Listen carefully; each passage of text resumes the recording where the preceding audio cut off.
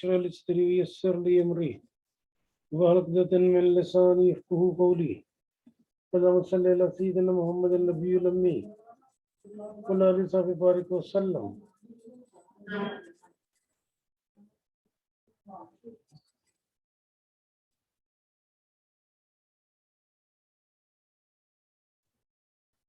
तमाम लोग अपने अपने इसकी तस्वीर बना दें और बनाकर अपलोड कर दीजिए. Student present in the class, जल्दी करो.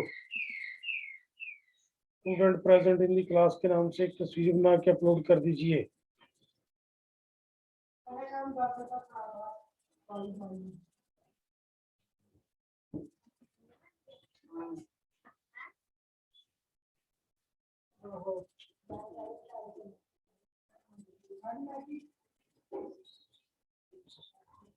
Student present in the class के नाम से इसकी एक तस्वीर बनाएं और अपलोड कर दीजिए. जैसा कि आप जानते हैं कि आज हमारा तीसरा चौथा लेक्चर है और कल मैंने आप लोगों को सारी के सारे नोट्स भी भेजे थे.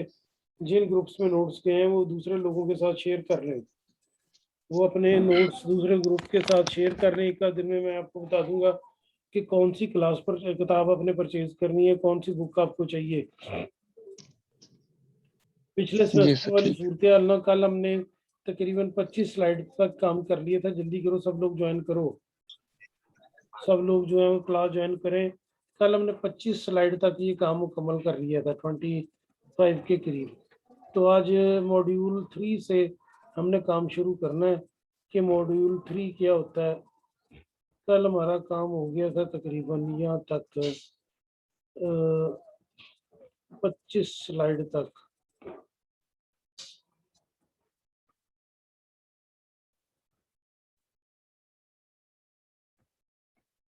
शेड्यूलिंग सारी स्लाइड्स आपके पास मौजूद हैं. और उसके बाद यहाँ से प्रोजेक्ट मैनेजमेंट का ये लेक्चर है. आज हमने डिस्कस करना है कि जब हम प्रोजेक्ट मैनेजमेंट की बात करते हैं, प्रोजेक्ट मैनेजमेंट का मतलब क्या है. प्रोजेक्ट मैनेजमेंट का मतलब है कि तमाम काम को छोटे छोटे टास्क में तकसीम कर लेना और उसके बाद इन चीज़ों को अपने काम के लिए इस्तेमाल करना. ये प्रोजेक्ट मैनेजमेंट है. जैसे कि मैंने कल आपको एक एग्जांपल दी थी.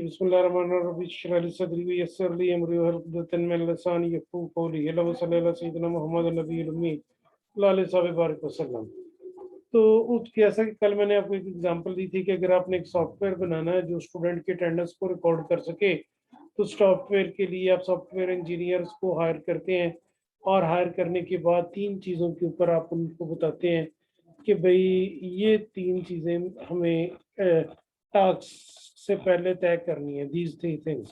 पहले प्रोजेक्ट मैनेजमेंट की दोबारा डेफिनेशन देख लेते हैं. प्रोजेक्ट मैनेजमेंट होती क्या है और उसके बाद फिर आगे चलते हैं. What is a project? A project is a temporary endeavour undertaken to create a unique product और सर्विस. कोई काम करने के लिए जो आपने अंडरटेकिंग प्लान जो तैयार किया है वो प्रोजेक्ट कहलाता है और इसको मैनेज करने वाला प्रोजेक्ट मैनेजर कहलाता है. चंद बातें यहाँ पर होगी कि ये वन टाइम होगा, बार बार नहीं होता. लिमिटेड फंड्स होंगे और लिमिटेड टाइम होगा. एक ही मरतबा प्रोजेक्ट आपने बनाना है, बार बार नहीं. उसके बाद जनाब स्पेसिफिक रिसोर्सेज होंगे जो अपने इस काम के लिए यूटिलाइज करने हैं. ये अरसलान का क्या मैसेज आ गया? What is this behaviour? क्या बिहेवियर हो गया जी सर अरसलान के साथ? उसे कहें कि प्राइवेट मैसेज इस तरह के ये यहाँ पर डिलीवर ना करे. What is this behaviour? ये क्यों करना चाह रहा है इस तरह का मैसेज? खैर वो हम बात करते हैं जनाब पर. ये लोग काम करेंगे, चेन पूत काम नहीं करते होते. काम किन लोगों ने करना. और उसके बाद ये प्लानिंग और उसके बाद स्पेसिफिक डिलीवरीज इसकी होंगी. एक बात मैं यहाँ पर आप लोगों को, तमाम बच्चों को पहले बता दूं और वो बड़ी इंपॉर्टेंट है कि आपके यहाँ भी लाइट का और नेट का मुसलसल प्रॉब्लम है. मेरे यहाँ भी नेट का और लाइट का मुसलसल प्रॉब्लम है. तो जैसा ही कोई टाइम हमें मिलेगा फिर हम अपना ये सारा शेड्यूल सेपरेटली चलाएंगे. लेकिन फिलहाल 1 2 3 लेक्चर जो है वो मैंने आपके टाइम टेबल से हट के करनी है. फर्ज किया 10 बजे आपकी क्लास है, हो सकता है मेरे पास उस वक्त लाइट ना हो सकता है आपके पास उस वक्त लाइट ना हो. तो लाइट की जो अवेलेबिलिटी है, जो नेट की अवेलेबिलिटी है, उसको मद्देनजर रखते हुए हमने ये सारा काम करना है. खैर बात को आगे बढ़ाते हैं. अब मैंने देखा है कि इस लोगों का आखिरी सेमेस्टर है, तो यहाँ पर तमाम लोग मेहनत करके अपना ग्रेड अपलोड करें और अच्छा ग्रेड लेने की कोशिश करें। पिछले ग्रेड जो थे उसमें मैंने कमोडेट कर दिए। जिन लोगों के जिन लोगों के फाइनल में नंबर बहुत कम थे उनको फिर मैंने मिड के और सेशनल में अपलोड कर दिया। जिनके सेशनल बहुत फाइनल बहुत अच्छे थे उनको मिड में थोड़ा सेक्रीफाइस किया गया। हर एक को 58 नंबर नहीं दिए जा सकते। हर एक को हजे 10 मिनट ट्राई क्या 10 मिनट पर। अच्छा जी, इसके बाद ये हर एक को हम लोग ये नहीं काम कर सकते, हर एक को ये नहीं दे सकते कि भाई आप हर एक का मैं 58 नंबर लगा दूं 60 में से। दिस इज नॉट पॉसिबल, ये मुमकिन नहीं है।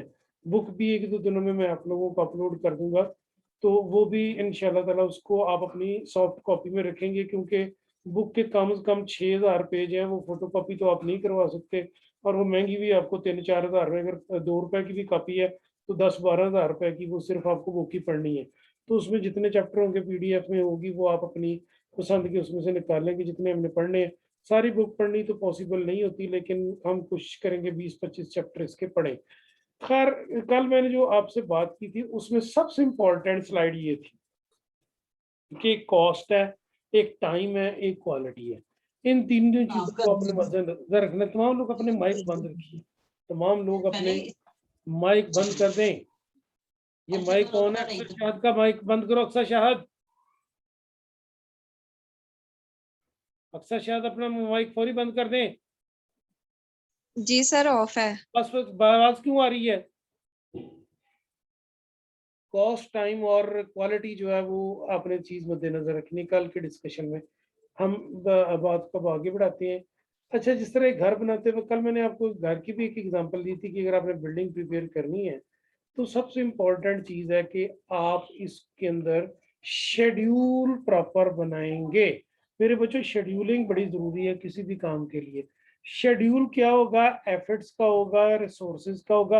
अच्छा, मैं मिस्त्री लगा देता हूँ, जैसा कि मिस्त्रियों के बारे में आप भी जानते हैं और मैं भी ये जानता हूँ कि भाई जी एक मरतबा आ जाए तो फिर ये निकलते नहीं, फिर इसके बाद इनका सामान फेंकना पड़ता है। मैंने एक घर बनाना अपना शुरू किया, इत्तेफाक है कि हमारे 3 मकान इकट्ठे हैं, तो एक मकान से सामान उठा के मैंने दूसरे में रख लिया और दूसरे को जो है ना जी वो गिरा के तो तमीर करना शुरू कर दिया। आप इस बात में यकीन करेंगे कि भाई मेरे लिए ये अजियतनाक तरीन लम्हात थे पुराने मकान को गिरा के नया तमीर करना। जब मैं उसकी तमीर कर रहा था तो बहुत सा बिल्डिंग मटेरियल और ईंटें तो इधर से इस्तेमाल हो गई, और उसके बाद उन्होंने मुझे कहा जी ये 2 महीने लेगा। लेकिन जैसे 2 महीने हुए तो अभी प्लस्तर वगैरह ही हुए थे, फर्शों का काम बाकी था। तो मेरे उतनी देर में यूनिवर्सिटी ओपन, कॉलेजेस ओपन हो गए। मैंने कहा यार ये क्या शेड्यूल जो है उससे ओवरलैप कर गए हैं। तो वो मुझे ठेकेदार कहने लगा कि हम काम तो कर रहे हैं जी, बस देखें जी ये 2 दिन में 3 दिन में। तो आपने इनके एस्टिमेट को, इनके शेड्यूल को अपने मुताबिक थोड़ा एडजस्ट करना है। इस तरह एडजस्ट नहीं करना कि जनाब ये सारा मामला जो है इस तरह आपने एडजस्ट नहीं करना कि जो भी जिसमें आप लोगों की ख्वाहिशात के मुताबिक काम लें, अपनी अपनी ख्वाहिश के मुताबिक काम लेना। शेड्यूल खुद प्रिपेयर करना है। अब इसके लिए शेड्यूल प्रिपेयर करने के लिए आपके पास प्लान होंगे, टास्क होंगे। ये कौन कौन सी सूरत हाल है जी? Task ABC। एक तो फर्ज की मैं आपसे कहता हूँ ये सामने दीवार बनानी है, अपने 8 फुट की लंबाई इसकी 20 फुट है, और उसके बाद जनाब इसके ऊपर आपने शामिल हो के तो इसको 7 दिन में मुकम्मल करना है। अगर तो डबल दीवार है तो आप जितनी मर्जी ऊंचाई ले जाए कोई प्रॉब्लम नहीं, और अगर सिंगल ईंट की दीवार है 4 इंच की तो ये 5 फुट से ज्यादा नहीं आप कर सकते, वरना इसके गिरने का खदशा है। और अगर इसके इर्द गिर्द कोई और चीज नहीं है, सपोर्ट नहीं है, तो प्रॉब्लम होगी। इसी तरह अगर मैं कहता हूँ आपको सॉफ्टवेयर आपने डिजाइन करना है, तो वो सॉफ्टवेयर में पहले जब मैं ऑन करूँ तो सबसे पहले स्टूडेंट का नाम जाहिर हो, फिर उसके बाद क्लास जाहिर हो, फिर उसके बाद टीचर का नाम जाहिर हो, फिर उसके बाद जनाब वो अटेंडेंस जाहिर हो, फिर उसके बाद बाकी सारी चीजें जाहिर हो। तो ये आप इसके मुताबिक एडजस्टमेंट कर लें। अब जब आपने सॉफ्टवेयर प्रिपेयर करना है तो सबसे पहला टास्क क्या होगा कि जैसे सॉफ्टवेयर के अंदर स्टूडेंट एंटर होगा तो स्टूडेंट का नाम जाहिर होगा। ये आपका पहला काम है, योर फर्स्ट जॉब। तो सबसे पहले इसके ऊपर काम होगा। ऐसा नहीं कि डायरेक्ट आप अटेंडेंस वाले हिस्से पे चले जाएंगे। वो स्टूडेंट का नाम आएगा तो क्लास बनेगी, क्लास आएगी तो उसके बाद उसका सेक्शन बनेगा, सेक्शन आएगा कोई तो जनाब ये कोई सूरत हाल होगी। तो इसमें सारी चीजें आपने जो में मद्देनजर रखनी है वो ये है कि आप टास्क को टाइम के हवाले से डिवाइड कर लेंगे। जैसा कि कायदे आजम के दौर में एक फटा हुआ, वो फटा क्या था कि हिंदुओं ने कहा जी यहाँ पर मंदिर था, और मुसलमान कहने लगे यहाँ मस्जिद थी। तो अंग्रेज के पास ये जनाब चला गया केस। तो वहां पर जब केस चला गया तो हिंदुओं के पास तो पहले पढ़े लिखे बहुत सारे वकील थे। 12,000 साल से हिंदुस्तान मौजूद है, 12,000 साल से। हमारा मुल्क सिर्फ और सिर्फ जनाब कितने सालों से मौजूद है? हमारा मुल्क सिर्फ 70 सालों से या 72-73 सालों से मौजूद है। तो हिंदुस्तान को जब हम देखते हैं कि वो 12,000 साल का कल्चर है, उनका रहायश है, लोग हैं, लोगों की औलादे हैं, जंगे हैं और सारा कुछ है, तो उनकी तो एक हिस्ट्री है। हमारी तो हिस्ट्री एक सदी की भी नहीं है। फिर हम क्या करेंगे? 1691 में 1691 में मे फ्लावर इंडिया का ये एक इंग्लिस्तान का जहाज जो है वो गया है, और उसने जाके अमेरिका के अंदर रेड इंडियन को मार के उनकी जमीनों पे कब्जा किया है। तो 1691 से लेकर 2021 तक 4-5 सदियों की अमेरिका की सारी जनाब वो हिस्ट्री है। तो चूंकि उसके इर्द गिर्द 2 समुंदर हैं, पैसिफिक और अटलांटिक, तो उसके अपने शहर में तो कभी लड़ाई होती नहीं। तो उसने बाहरी जंगी लड़ी है जितनी भी लड़ी हैं। एनीवे वो जो मैं बात आपको बता रहा था कि टास्क आपने तय करना है वीक्स में कितना, इसको कहते हैं PERT chart, planning, evaluation, reporting, transparency, PERT chart जो है आपने तैयार करना है। अच्छा जी, इसके बाद जब आपने पर्ट चार्ट काम करना है तो आपको टास्क बताना होगा। वो कायदे आजम जब उस केस में पेश हुए बतौर लॉयर, तो अंग्रेज ने कहा जी यहाँ पर तो बिल्कुल हिंदुओं का मंदिर मौजूद था। मुसलमान कहने लगे जी हमारी मस्जिद नीचे थी, ऊपर इनके मंदिर की जगह। लेकिन वो बात ना मानी गई जनाब, आखिर हिंदुओं की बात मान ली गई कि इस तरह करें, नीचे मस्जिद बना लें, ऊपर मंदिर बना लें। जब दोनों तरफ से वकील बड़े स्ट्रॉन्ग खड़े हुए, दलाइल बड़े स्ट्रॉन्ग खड़े हुए, तो उन्होंने कहा जो ठीक है इस बात पे। अब जब हम ये चीज देखते हैं कि भाई मंदिर नीचे ऊपर बना लें, तो उसके लिए हाइट तय की गई। उन्होंने कहा जी कि आप 20 फुट तक जगह जो है वो मस्जिद की रख लें, और उसके बाद 21वें फुट से ऊपर मंदिर बना लें, जितनी मर्जी मंजिल है। कादम ने कहा जी मुझे कोई इतराज नहीं। मुसलमान बड़े चें बची हुए कि जनाब ये क्या, कायदे आज़म ने एक्सेप्ट कर लिया। बाहर निकल के जनाब कायदे आज़म ने कहा चलो भाई मस्जिद तमीर करो, और उसकी दीवारें आपने रखनी है 12 फुट। 12 फुट रख के तो जनाब उन्होंने मस्जिद तमीर कर ली। हिंदू कहने लगे इसे 20 फुट तक ले जाओ। वो दोबारा अदालत में पहुंच के देखें जी इन्होंने मस्जिद बना ली है, अब उसकी छत 20 फुट तक नहीं ले जा रहा। फिर केस मस्जिद का कोर्ट में आ गया। अंग्रेज जज को पास पेश हुए जनाब कायदे आज़म मोहम्मद अली जिन्ना। उन्होंने कहा जी हमारे पास पैसे नहीं है, जब पैसे होंगे तो ऊपर वाले 8 फुट भी बना लेंगे, फिर ये मंदिर डाल लें। तो उसने कहा mister Jinnah you cleverly deceive Hindu community. तो इसमें ये है कि आपने प्लानिंग ऐसी करनी है कि दूसरा बंदा आपके पीछे हो, आप उसके पीछे ना हो। पहला टास्क जरा गौर से देखिए, आपका कितने दिन का है? 7 दिन का। दूसरा 3 दिन का। चौथा 10 दिन का। अगला 5 दिन का। फिर उसके बाद ये टास्क एक दूसरे के साथ इंटर रिलेटेड है। ये जितनी मैं गुफ्तगू कर रहा हूँ ये सारी की सारी यहाँ नीचे भी मौजूद है, आप यहाँ से पढ़ भी सकते हैं। ये सारी डिस्कशन जो मैं आपके साथ करता हूँ ये यहाँ पर भी मौजूद है, आप यहाँ से देख भी सकते हैं। हर सारी डिस्कशन यहाँ मौजूद है। बात को आगे बढ़ाते हैं जनाब। बात हमारे पास आ गई, फिर इसके बाद आपने क्या करना है। गैंट ये एक था टाइम कीपर, ये कॉस्ट अकाउंटिंग के एक्सपर्ट हैं। जिन लोगों का नेट एक्सपर्ट नहीं कनेक्ट नहीं हो रहा उनको मैसेज कर दें उनके सीआर के वो नोट्स डाउनलोड कर रहे हैं। बहुत सारे शहरों में गलियों मोहल्लों में मसला है कि ये नेट की वजह से कनेक्शन नहीं हो रहा। कोई प्रॉब्लम नहीं, उनकी हाजिरी लग जाएगी। उनको हम अटेंडेंस में कोई मार्क्स प्रॉब्लम नहीं क्रिएट करेंगे, क्योंकि बहुत दूर दूर बच्चे बैठे हुए हैं। शहरों में नेट नहीं चल रहा तो दूसरे इलाकों में तो कहाँ चलना है। हर बात को आगे बढ़ाते हैं। गैंट चार्ट में आपने वर्क ब्रेक डाउन करना है टाइम के वाले से। ये टाइम कीपर थे कॉस्ट अकाउंटिंग के, इन्होंने सारा कुछ ये देखिए हमें बताया कि टाइम बार को आप बना लें, एक काम इतने घंटे में, एक काम इतने घंटे में, एक काम इतने घंटे में, और एक काम इतने घंटे में, ये आप मुकम्मल कर लें। तो मुकम्मल करके आप सब लोग जो है ये आगे बात को बढ़ाएंगे। खैर गैंट चार्ट के बाद हमारे पास आता है जी ये चार्ट आप प्रीपेयर कैसे पढ़ना है। आपके पास एक्सेल की शीट है, उसके ऊपर आपने सारी डिटेल रखनी है, सारी डिटेल आपने रखनी है। और कल मैंने आपको एग्जांपल भी दी थी कि जब हमारा ब्लॉक बना था तो पहले ब्लॉक 1 बना, फिर ब्लॉक 2 बना, फिर ब्लॉक 3 बना, फिर उसके बाद जनाब जाके ऊपर छत बनी। ऐसे नहीं ये सारा हो गया। ये सारी डिटेल इंजीनियर्स आपको देते हैं। इंजीनियर्स ही आपको बताएंगे कि कौन सी चीज कितने अरसे में मुकम्मल करेंगे, क्या उसका गैंट चार्ट के ऊपर। गैंट एक पर्सन का नाम है जिसने टाइम कीपिंग के ऊपर बहुत ज्यादा रिसर्च की हुई है, और उसने हमें बताया कि ये टास्क कितने काम में इतने अरसे में मुकम्मल किया जाना है। बात को आगे बढ़ाते हैं।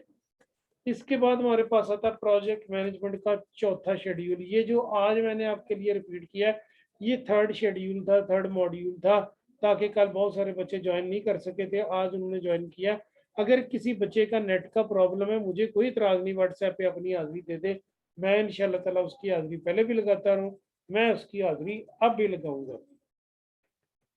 मुझे इस बात पे कोई प्रॉब्लम नहीं, क्योंकि मेरे अपने इलाके में नेट नहीं आ रहा होता बाज़ औक़ात, तो मैं बाकी लोगों को भी इसी तरह अकोमोडेट करता हूँ। इसमें हमने देखने सबसे इंपॉर्टेंट चीज़ है रिसोर्सेज, काम, पैसा, कॉस्ट प्लानिंग, कितना खर्चा आएगा। शहबाज शरीफ ने ये थर्ड जनरेशन जो है ना, जब वो लैपटॉप दिए तो उसमें क्या किया उसने, उसने पहले तो डेल से किया, फिर एचपी से किया। ये दोनों कंपनियां चाइना से रिप्यूट वाली थी। ये 15-15 हज़ार का लैपटॉप वहां से पड़ा, और पाकिस्तान में जनाब इसकी प्राइस कॉस्ट की गई 33-34 हज़ार। उसमें ही ये बहुत सारे लोग हैं अभी भी पकड़े हैं और भी नैब के पास मौजूद हैं। अच्छा, उसके बाद अब उसने अगला प्रोजेक्ट किया हायर से। तो सबसे कंप्लीट राइट हायर का है। आप सब लोगों के पास, जिनके पास हायर के लैपटॉप है, उनको पता है वो छोटे लैपटॉप हैं, वो टैब भी बन जाते हैं, लेकिन उनकी कंप्लेंट रेशो सबसे ज्यादा बच्चे उसको ज्यादा करते हैं, वॉल्यूम को, उसका स्पीकर फट जाता है।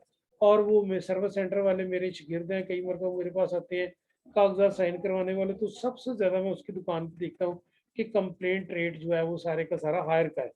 तो क्वालिटी आपने बेहतर रखनी है कम से कम कीमत के साथ। अब क्वालिटी के लिए मैं एक छोटी सी एग्जांपल आपके साथ शेयर करता हूँ।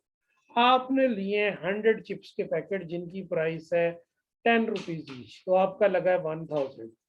तो जो दुकानदार होते हैं वो सबसे पहले कॉस्ट रिकवर करते हैं। एक छोटी सी एग्जांपल देते हैं। उन्होंने क्या किया, इसका रेट रखा जनाब 20 रुपए। तो पहले 10 कस्टमर जो थे वो 20 रुपए के हिसाब से 10 ले गए, तो 200 कवर हो गया 1000 में से। अगले का रेट रखा उसने 150। 150 के हिसाब से उसके 60 से लोग है, तो ये कितना बन गया जी, 900। तो 10 से एक सेल हो चुके हैं, और 68 से एक सेल हो चुके हैं, और पैसे उसके बाद रिकवर का हो के आ गए हैं 150 प्लस 900 तकरीबन 1050। कॉस्ट कितनी हुई थी, कॉस्ट उसकी थी 1000। अब तक उसके कितने बिक गए, उसके बिक गए 70। उसके पास कितने बाकी हैं, उसके पास बाकी हैं 30। अगर वो 30 10 रुपीज में भी सेल कर देता है तो उसको कितने मिलेंगे, 300। तो टोटल कितनी इनकम उसकी हो जाएगी, 1350। 1000 रुपया लगा के 1350 उसने कमा लिया। हर यूनिट उसने एक प्राइस पे सेल नहीं करना, कुछ बहुत हायर पे करेगा। यही सब्जियों वाले करते हैं, यही फलों वाले करते हैं, यही मार्ट वाले करते हैं। आपके पास अगर क्रेडिट कार्ड है तो क्रेडिट कार्ड वाले भी यही करते हैं। मैंने एक मोबाइल लिया लाहौर ऑफिस सेंटर में कंपनी के ऑफिस से, तो वो मुझे मिला 39,500 35,000 का, 37 का। जब 37,000 का वो मुझे मिला, तो वो मोबाइल मैंने यहाँ से पता किया, तो वो यहाँ पर मौजूद था। तकरीबन मेरे दोस्त कहने लगे कि आपको 38,500 में मिल जाएगा। तो 1500 रुपया वो ज्यादा चार्ज कर रहा था, कंपनी ने डायरेक्ट 3000 ऑफ कर दिया। इस दुकानदार ने, होलसेलर ने 1500 ऑफ किया। उसके बाद फिर मैंने एक जिसका क्रेडिट कार्ड मेरे पास मौजूद था, मैंने उससे बात की। उसने कहा जी आपको ये 40 में मिल जाएगा, 40 किस्तों में आप दे दें। तो मैंने देखा यार किस्तों वाला, मैं क्या इंटरेस्ट कितना होगा, कहने लगा कुछ भी नहीं। जब मैंने कैलकुलेशन की तो 37,000 का लेकर वो 40 में देगा, तो उसको तो मेरी तरफ से तो बेशक कुछ नहीं मिला, लेकिन कंपनी की तरफ से तो उसको मिल गया है ना वहां से 3000। तो आपने कॉस्ट को हर तरफ से प्लान करना है। कॉस्ट को, आजकल नए बल्ब आए हुए हैं, 100 रुपए की एलईडी मिल जाती है 6-10 वॉट की, वो आम बल्बों को उसने रिप्लेस कर दिया। दुकानदार उस पे दोनों हाथों से लूट रहा है, दोनों हाथों से, दोनों हाथों से उल्टी छुरी के साथ लूट रहा है। वो उसकी कीमत रखता है कि जनाब इस पे 1 साल वारंटी है, और 1 साल वारंटी के बाद ये मिलना है आप एक साल वारंटी के साथ ये मिलना है आपको 150 का। एक्चुअल प्राइस कितनी है? एक्चुअल प्राइस उसकी शायद 60 रुपए है। तो होलसेल में कितने का मिलता है विदाउट वारंटी? 100 का, और वारंटी के साथ 150 रुपए का। अब दुकानदार देखिए कितनी चालाकी के साथ पर यूनिट 50 रुपए कमा रहा है, जबकि उसकी एक्चुअल प्राइस 60 है। आप जिससे कहते हैं वारंटी के बगैर दे दे तो उसका मुंह उतर जाता है। प्रोडक्ट होती है सिर्फ डब्बे का और इसका खर्चा करके कॉस्ट आपने देखनी है रिसोर्सेज लगाने से पहले कि क्या होगी, अवेलेबिलिटी क्या है, स्किल्स कौन कौन सी है, डिजायर कौन कौन सी। जैसा कि खान साहब को हम देखते हैं, कल भी मैंने जिक्र किया था कि कल चंद साल पहले खान साहब ने एक बंदा हायर किया जिसने मेट्रो बनानी थी पेशावर में। ये सारी डिटेल नोट्स की यहाँ मौजूद है, आप यहाँ से पढ़ भी सकते हैं, कॉपरेट भी ले सकते हैं। अब जनाब क्या सूरत हाल है, रिसोर्सेज की असाइनिंग कैसे करनी है? खान साहब ने वो मेट्रो बनाने पे लगा दिया पेशावर में, उसका तजर्बा ही कोई नहीं था, ब्लैक लिस्ट में बंदा था। तो उसने क्या वहां काम किया, उसने फिर वो वहां काम किया कि भाई जी आप देख लें कि वो फिर मेट्रो मुकम्मल नहीं हो सकी कई सालों तक। आखिर खान साहब ने देखा कि जब ये मुकम्मल नहीं हो पा रही, मेरे लिए अजाब बन गया है, तो खान साहब ने उसे स्वात हाईवे के साथ जोड़ दिया ताकि स्वाबी के रास्ते वो जनाब आगे स्वात तक रवाना हो सके। अच्छा जी, ये हमारे पास फिर इसके चार्ट आगे, इसमें भी आपने प्लानिंग एक एक सेकंड की करके जाना है। कौन कौन बंदा जिम्मेदार है, ये देखिए, इतने अरसे में टास्क मुकम्मल होगा, इतना इतने अरसे में, ये यहाँ से शुरू करके इतने में, ये आपने इसकी एवेल्यूएशन करते हुए आगे जाना है। ये काम करने वाला प्रोजेक्ट डायरेक्टर कहलाता है। ये स्लाइड्स में आपको इसलिए बता रहा हूँ कि ये साइंस है, ये कोई आपके लिए इस तरह की सूरत हाल नहीं कि भाई जिसमें हमारे पास ये कोई हमारे लिए इस तरह का प्रॉब्लम हो। आपने जब कॉस्ट एस्टिमेट करनी है तो आपने एक बंदे का टाइम निकाल लेना है। एक बंदा कितना खर्चा करेगा? जो एक इंजीनियर है वो आपको पैसे भी ज्यादा लेगा और टाइम कम देगा। जो एक बड़ा डॉक्टर है, आप हॉस्पिटल में जाते हैं तो हॉस्पिटल में अल्लाह ना करे कोई पेशेंट आपका एडमिट है, वैसे तो आजकल अल्लाह ताला हर एक को हमेशा ही हॉस्पिटल से बचाए। जब आप हॉस्पिटल में जाते हैं तो हॉस्पिटल में जनाब आप जाके यहाँ पर देखते हैं कि क्या सूरत हाल है। वहाँ पर एक पेशेंट एडमिट है वार्ड में, एक डॉक्टर आता है, वो सारा उसका इलाज करता है, जो वो वार्ड का डॉक्टर होता है। फिर उसके बाद बड़े डॉक्टर आके उसको चेक करते हैं, उसका चार्ट देखते हैं और उसके ऊपर हाजिरी लगा के चले जाते हैं। वो डॉक्टर की हाजिरी लगाने का मतलब है कि आप डॉक्टर को मिलना तो शायद विजिट का शायद 2000 ही है या 5000 ही है, लेकिन डॉक्टर ने देखने कितने पेशेंट उस वार्ड में मौजूद है, हर एक को 2-2000 चार्ज हो जाना, सीनियर डॉक्टर की। तो ये चीज आपने इस कॉस्ट में कैलकुलेट करनी है। ये कॉस्ट अकाउंटिंग में अगर आपने पढ़नी हुई तो मैं कभी आपको बताऊंगा, लेकिन फिलहाल हम इसको मूव करते हुए यहाँ आते हैं कि आपने एस्टिमेशन करनी है। जब शुरू होगा तो थोड़े खर्चे होंगे, जब जाहिर है आप दूसरे फेज में आएंगे तो ज्यादा खर्चे, और आप देख रहे हैं एक्सपेंसेस का चार्ट बढ़ते बढ़ते बढ़ते बढ़ते आगे जाई जा रहा है, हत्ता कि ये प्रोजेक्ट की एक्चुअल कॉस्ट के बराबर जा पहुंचेगा। एक्चुअल कॉस्ट के बराबर जा पहुंचेगा। क्या ये अच्छा होता है ये सारी क्लास फिजिकली हम पढ़ते, लेकिन अल्लाह आपको महफूज रखे और मुझे भी, हम सबको, पूरी कौम को। हालात खराब हैं, आप बाहर मास्क के बगैर बिल्कुल ना निकलें। ये जनाब सूरत हाल हमारे लिए बड़ी तकलीफ दे है। अब इस कॉस्ट चार्ट को आपने देखना है। आप ये कहलाता जिसको इस वक्त मैं आ रहा हूँ, ये बड़ी इंपॉर्टेंट चीज है। एफडी सिटी का आपने नाम सुना है? यहाँ डायरेक्टर जनरल साहब मेरे दोस्त थे, वो डायरेक्टर जनरल साहब ने मुझे बुलाया और कहने लगे कि यार इसका कॉस्ट एनालिसिस करो। 3998 यानी 3998 मिलियन रुपीस का ये प्रोजेक्ट है। इतना फ्रॉड इसके अंदर मौजूद है कि आपकी सोच है। बहुत सारे की रजिस्ट्रियां भी मुकम्मल नहीं हुई। 2005 में ये प्रोजेक्ट लॉन्च हुआ था और उसके बाद ये 2021 आ गया, 16 सालों में अभी वहां पर सिर्फ बिजली नहीं आई। और आजकल लोग वहाँ प्लाट सेल कर रहे हैं 10-2 लाख, 1.5 लाख, 2 लाख में मरना। जो लेकर फंस गए हैं वो सेल उनके नहीं हो पा रहे। उसकी बजाय बाकी कॉलोनियां जो बाद में बनी है, प्राइवेट इन्वेस्टर ने बनाई है, उन वहाँ रेट 4-4, 6-6, 10-10, 12-12 लाख पहुंच चुका है। तो वहां पर ये जमीन परचेज करना भी औखा हो गया है। बात को आगे बढ़ाते हैं। जब आपने कॉस्ट की बात करनी है तो आपने क्वेश्चन रखना। क्वेश्चन का मतलब होता है सेफ्टी। जिस तरह आप सोफे पे बैठते हैं तो आप सोफा नीचे दब जाता है, उठते हैं तो वापस अपनी जगह पे आ जाता है, ये क्वेश्चन कहलाता है। इसमें 25% आपने डाउनवर्ड कॉस्ट और 25% आपने अबव कॉस्ट रख के तो एस्टिमेशन करनी है कि अगर प्रोजेक्ट टाइम पे मुकम्मल नहीं होता तो रेट बढ़ जाएंगे, तो फिर कुशन कॉस्टिंग हमारे पास होनी चाहिए। लास्ट मॉड्यूल की तरफ चलते हैं, प्रोजेक्ट में रिस्क मैनेजमेंट, ये बड़ी इंपॉर्टेंट चीज। रिस्क मैनेजमेंट क्या चीज है? आप दरमियान में आई हुई किसी भी अनसीन प्रॉब्लम्स को इग्नोर नहीं कर सकते। You don't put power brakes on a car to slow it down, you do so as allow it to go faster. Brake इसलिए नहीं होती कि आप इसको स्लो करें, ब्रेक इसलिए होती है कि आप गाड़ी तेज चला सके। तो ये जो रिस्क मैनेजमेंट है, इसको आपने हर चीज को मद्देनजर रखना होता है कि ये रिस्क क्या होगा। मैं देख रहा हूँ कि मैंने एक बिल्डिंग तैयार करनी है, या मैंने एक सॉफ्टवेयर तैयार करना है, या मैंने एक बस प्रिपेयर करनी है, या मैंने एक टीवी पोस्टर लॉन्च करना है, या मैंने एक एडवर्टीजमेंट लॉन्च करनी है, या मैंने एक नया डिपार्टमेंट शुरू करना है। जैसा कि हमने अब अपने MPA डिपार्टमेंट में अगर PhD शुरू करेंगे तो हमें उससे पहले इसकी प्रॉपर प्लानिंग करनी होगी, प्रॉपर इसकी सूरत हाल देखनी होगी, इस सारे मामले को चेक करना होगा कि ये किधर को जा रहा है क्या, फिर हम PhD लॉन्च कर सकेंगे। PhD के लिए हम वाइस चांसलर को लिखेंगे कि यहाँ पर PhD की एडमिशन की इजाजत दी जाए।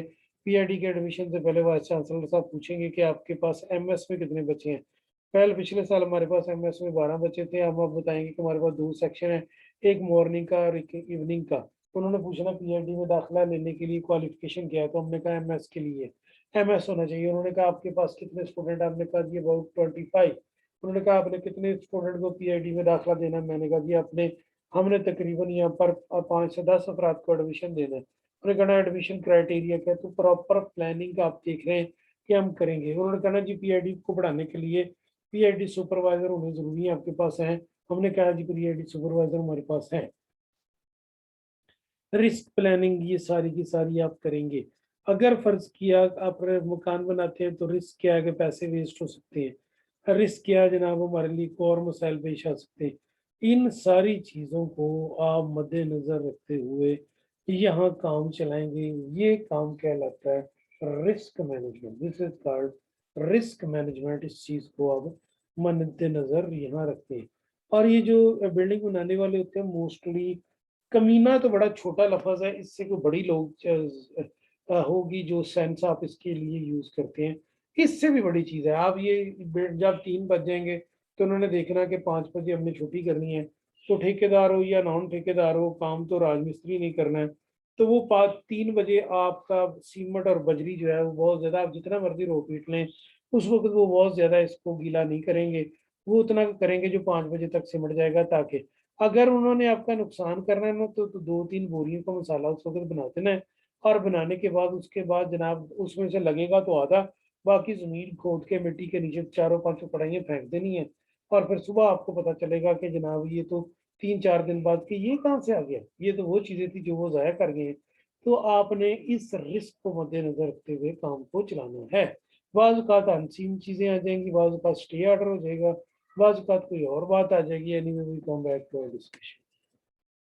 अब जब हमने ये रिस्क करना है तो सबसे पहले रिस्क को आइडेंटिफाई कीजिए, रिस्क किस नौइयत का, काम का रिस्क है या पैसे का रिस्क है। ये चीज आपने देखनी है कि रिस्क साहब काम से मुतल्लक हैं या पैसे से मुतल्लक हैं। किससे मुतल्लक है रिस्क साहब जी? नंबर 2, एनालिसिस करने के बाद इसका रिस्पॉन्स क्या है, स्ट्रेटजी चेंज करने की जरूरत है कि इसको मुकम्मल तौर पे खत्म किया जाए, ये साथ साथ चलता रहेगा रिस्क हमारे लिए। मैंने जब अपने मकान एक बनाया तो वहाँ बाहर वाली साइड पे बिजली की वायर्स थी, तो मैंने बिजली के वायर्स के लिए एनालिसिस किया, बिजली वालों से रब्ता किया और उन्हें कहा जनाब इसके बारे में कोई बताएं। तो उन्होंने मुझे कॉस्ट बताई कि ये एक दिन हम बाहर से बिजली बंद करेंगे, पूरे मोहल्ले की मोहल्ला चीखेगा, फिर उसके बाद आप इसको लोहे की वायर के साथ बांधेंगे सामने मकान के साथ रस्से से, फिर आपका ये काम मुकम्मल हो सकना है। और कितना टाइम आपको चाहिए उसके लिए यहाँ पैसे जमा करवाइए। तो रिस्क मुकम्मल तौर पे तो नहीं, आर्जी तौर पे खत्म हुआ। ये सारी चीजें मैंने मद्देनजर रखते हुए काम को आगे चलाया। रिस्क एंटिसिपेट करने के लिए जरूरी है कि हमारे पास प्लान बी मौजूद हो, हमारे पास प्लान बी मौजूद हो। अच्छा, बाज़ औक़ात लाइफ का रिस्क होता है, बाज़ औक़ात टाइम का रिस्क होता है, बाज़ औक़ात जनाब हमारे पास किस चीज़ का रिस्क होता है, बाज़ औक़ात हमारे पास पैसे का रिस्क होता है, बाज़ औक़ात हमारे पास परफॉर्मेंस का रिस्क होता है, बाज़ औक़ात हमारे पास टेक्निकल नौइयत का रिस्क होता है, बाज़ औक़ात हमारे पास स्टैंडर्ड का रिस्क होता है, बाज़ औक़ात हमारे पास ऐसा होता है कि हम ओवर रिएक्ट कर जाते हैं, ओवर रिएक्ट। फैसलाबाद में जितने प्लाज़े बने हैं, 2-4 मिनट ही अब इसी में बात करने का देगा। जितने प्लाज़े बने हैं, जहाँ मर्ज़ी आप चले जाएँ, जिस जगह मर्ज़ी चले जाएँ फैसलाबाद में जहाँ-जहाँ प्लाज़े बने हैं, आप सब लोग ये सोचकर देखकर हैरान होंगे कि फर्स्ट फ्लोर के अलावा सेकंड फ्लोर, ग्राउंड फ्लोर के अलावा ना बेसमेंट ना अपर फ्लोर, फ्लोर 1 यानी ग्राउंड वाला आबाद हुआ है और फ्लोर 1 और बेसमेंट और उससे ऊपर तो बिल्कुल भी आबाद नहीं हुआ। ऑक्यूपेंसी रेट सिर्फ 10% है। दूसरी मंजिल पे लोग जाना पसंद करते ही नहीं। दूसरी मंजिल पे लोग जाना पसंद करते नहीं। अभी मेरा एक दोस्त है, उनकी दुकानें हैं यहाँ पर एक प्लाज़े में, तो पार्किंग बनी हुई है फर्स्ट फ्लोर पे। तो वहाँ उन्होंने पार्किंग में दुकानें ले ली, तो मैंने कहा यार इसका क्या फ़ायदा? उसने कहा गाड़ी जब ग्राहक पार्क करेगा तो सबसे पहले इधर ही रुकेगा, क्योंकि पार्क करके उसने पैरों से बाहर निकलना है गाड़ी से। निकलते सार ही जब उसको सामने दुकानें नज़र आएँगी, तो उसे ऊपर वाले फ्लोर पे जाने की क्या ज़रूरत है? उसका मकसद तो यहीं हल हो गया, यहीं से गाड़ी रिवर्स करेगा, नीचे उतर जाएगा। तो ये बात उसकी बिल्कुल ठीक। तो रिस्क को आपने एंटिसिपेट करना है, रिस्क की एक चेक लिस्ट बनाइए। जब मैं ये क्लास शुरू कर रहा था प्रोजेक्ट मैनेजमेंट, इससे पहले मैंने पढ़ाई थी एमबीए में, और ये किताब 6000 सफ़े पर मुश्तमिल है। और ये प्रोजेक्ट मैंने फिजिकली किए हुए हैं दो। एक 1990 में, उस वक्त ये हमारे मीडिया में एक प्रोजेक्ट मिला, नया नया मैं इस फील्ड में आया था, तो एक प्रोजेक्ट मिला, निशात मिल अपना एक यूनिट बना रही थी चूनिया में, फैसलाबाद निशात मिल। उसका नाम था रजा टेक्सटाइल, वो मियां मनशे के बेटे के नाम पे रजा टेक्सटाइल बन रही थी वहाँ। तो सारे एक्सपेंसेस यहाँ से हो रहे थे। और उसके बाद क्या सूरत बनी, उन्होंने मुझे इसका इंचार्ज बना दिया, आप इसके अकाउंट्स के इंचार्ज हैं, तो चलो भाई जी आप इसको रिकॉर्ड करें। और मैंने 6 रातें ऐसी लगाई कि जनाब, जिस पे जब मैंने इसकी प्लानिंग की उस वक्त इसका कंप्यूटर कोड उनके कंप्यूटर में फीड था 2098, मुझे आज भी याद है। तो 2098 बनाने के बाद जितना खर्चा हुआ था 2 साल डेढ़ में, उन्होंने मुझे एक शीट निकाल के प्रिंटर कंप्यूटर का दे दिया, उसमें टीएक्सटी कंप्यूटर होता था, वो जनाब उन्होंने मुझे निकाल के दे दिया। और साथ ही मुझे उन्होंने कहा कि भाई जी लो इस पे काम करें। तो काम करके 2 दिनों में आप हमें बता दें कि इसकी बैलेंस शीट क्या है। मैं अब अकाउंटिंग में नया-नया बंदा एंटर हुआ था, तो मैंने सोचा यार इसकी प्लानिंग मैं कैसे करूँ? उन्होंने कहा फिर आपने तनख्वाह किस चीज़ की लेनी है? अगर आप प्लानिंग नहीं कर सकते, आप अकाउंटेंट हैं, अकाउंट ऑफिसर हैं, आप इसकी तरफ तो आप को प्लानिंग पहले करनी चाहिए थी। खैर मैंने जनाब उस वक़्त 6 हेड बनाए।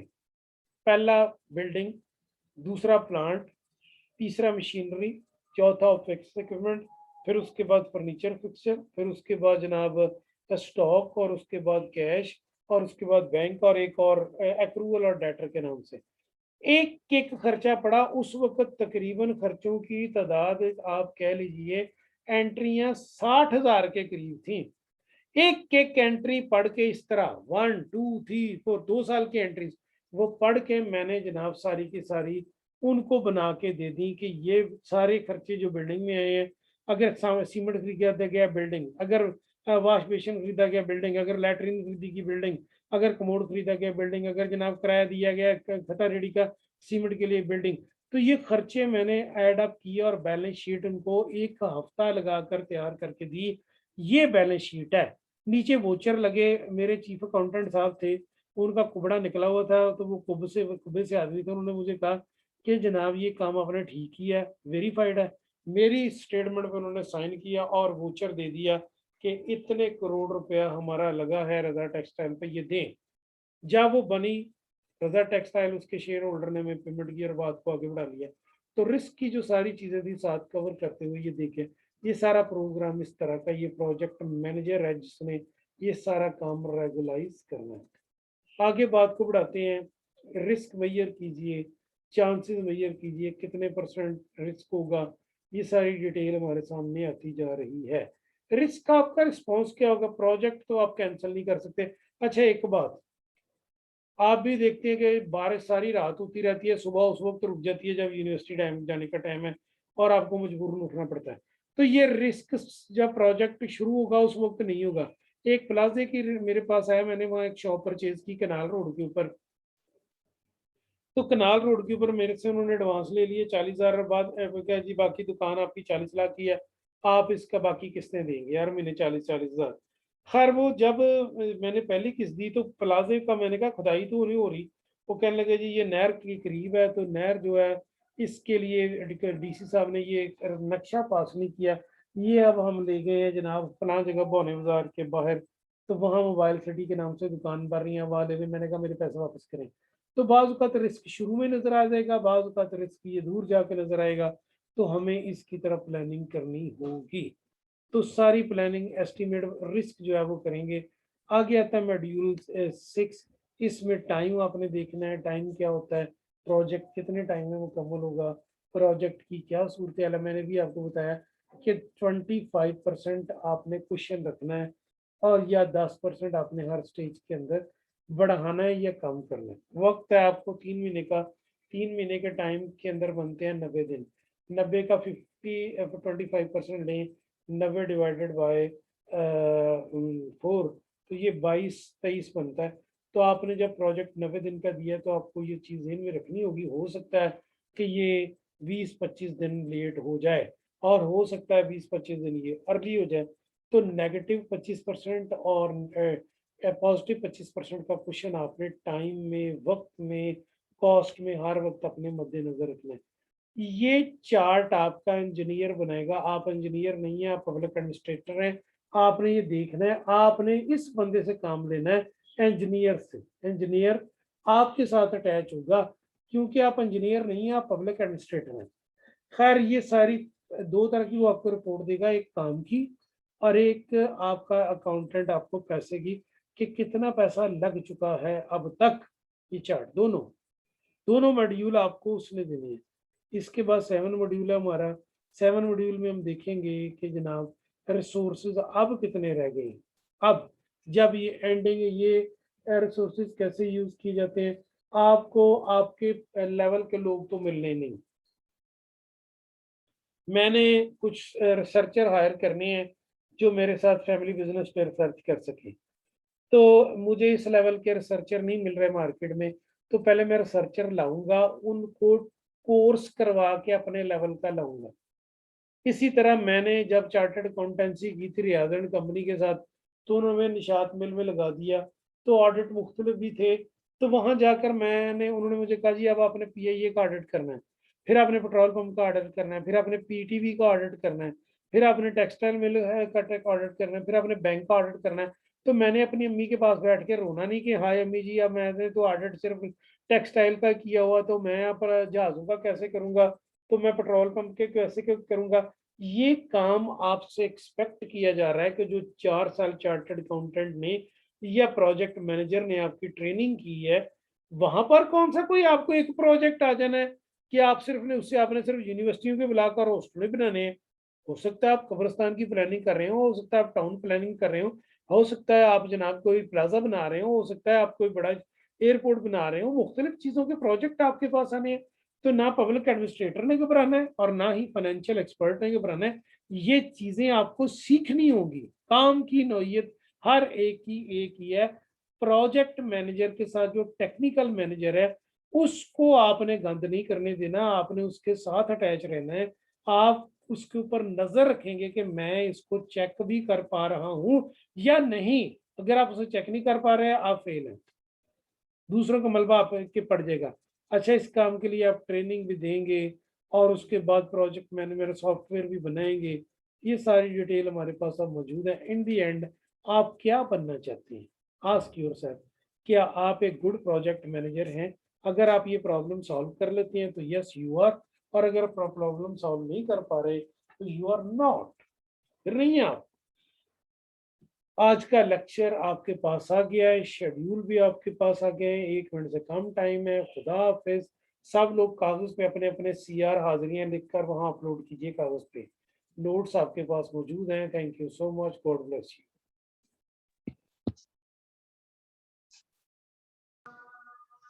अल्लाह हाफिज सर।